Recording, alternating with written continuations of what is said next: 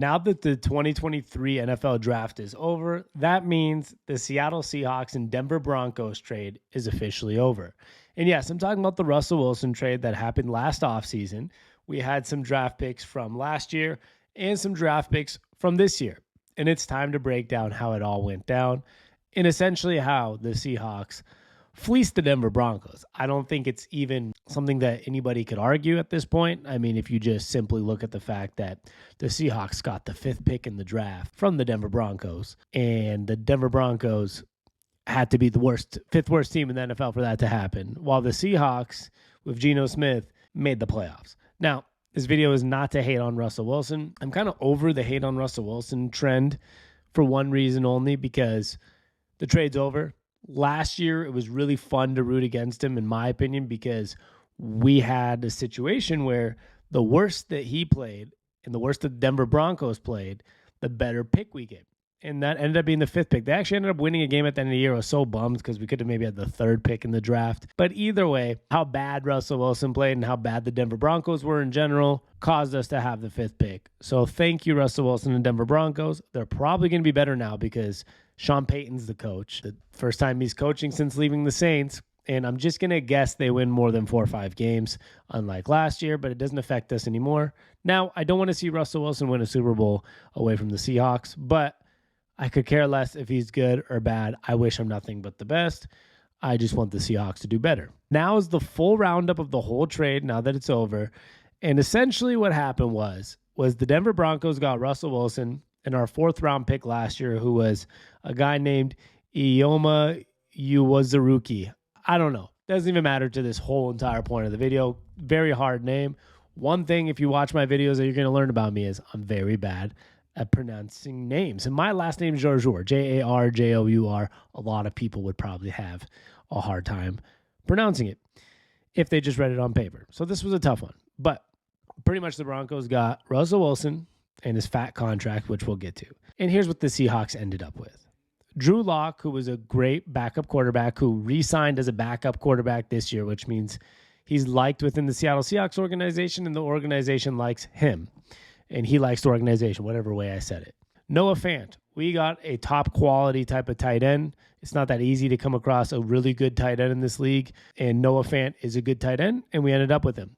Shelby Harris, who had a great year with Seattle. He is actually a free agent right now, but I have read some reports that the Seahawks would love to try to bring him back. There's obviously a lot of money reasons, money movements you got to make in order to do things like that. But at the end of the day, he was good for us for a year, and it's helped kind of with that reboot of the rebuild, quote unquote, that we had, even though it wasn't much of a rebuild and we made the playoffs. But he might be back on the team. If not, it was a good year with him. Charles Cross, last year's 1st round pick, an offensive lineman who was one of the better offensive lineman rookies in the entire NFL last year. We obviously had other great pickups in the draft last year, but I'm only going to bring up the ones that were here from the draft trades, from the draft picks trades. You know, I'm not going to bring up other people. I'm not bringing up Tariq Woolen, Abraham Lucas, Kenneth Walker. They were not part of the trade. So we're just talking about the Denver guys. Charles Cross, 1st round pick. Boye Mafe, 2nd round pick, 2022, who is still young. I think I looked it up earlier. He's like 24 still. What is it? He's 24 years old.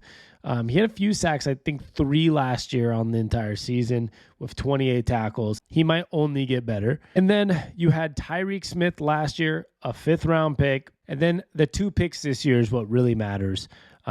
Obviously, the Boye Mafe and the Charles Cross picks mattered. Noah Fant, Shelby Harris really mattered. Drew Lock really mattered. And then you really had this year, which means a lot. Devin Witherspoon, the 5th pick in the draft. The Seahawks essentially got their cornerstone cornerback, no pun intended, to go alongside Tariq Woolen. We now have a secondary after getting Devin Witherspoon with the 5th pick overall, a secondary of Jamal Adams, Julian Love, Quandre Diggs, Tariq Woolen, Devin Witherspoon, Michael Jackson, who played well as well, Kobe Bryant. I don't even know if I mentioned him. We have a stacked secondary now. And Devin Witherspoon, from all accounts that you read, was the best corner in the draft, undisputed.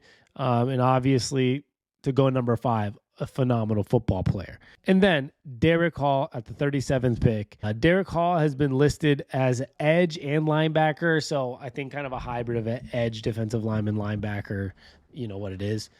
So he is another great pickup that a lot of people are excited about. We are talking about an absolute fleece. We've talked about the draft a lot on this channel, which I'll do a full draft. I haven't talked about every pick actually, but I'll try to get to that here soon. But we're talking about a situation where the Seahawks fleeced the Denver Broncos. Russell Wilson for Drew Lock, Noah Fant, Shelby Harris, Charles Cross, Boye Mafe, Devin Witherspoon, Derek Hall, and some other little pieces. You know, we got the 5th round pick last year. They got the 4th round pick last year. But an absolute fleece. And we're talking about, on top of it all, to end it all, Russell Wilson getting a $250 million contract that we didn't have to pay. And Geno Smith outplayed Russell Wilson. I don't care if it's the system, the situation. He outplayed Russell Wilson by miles on end. And he got a $100 million contract. We're still paying him essentially 35% of what Russell Wilson's making over a shorter amount of time.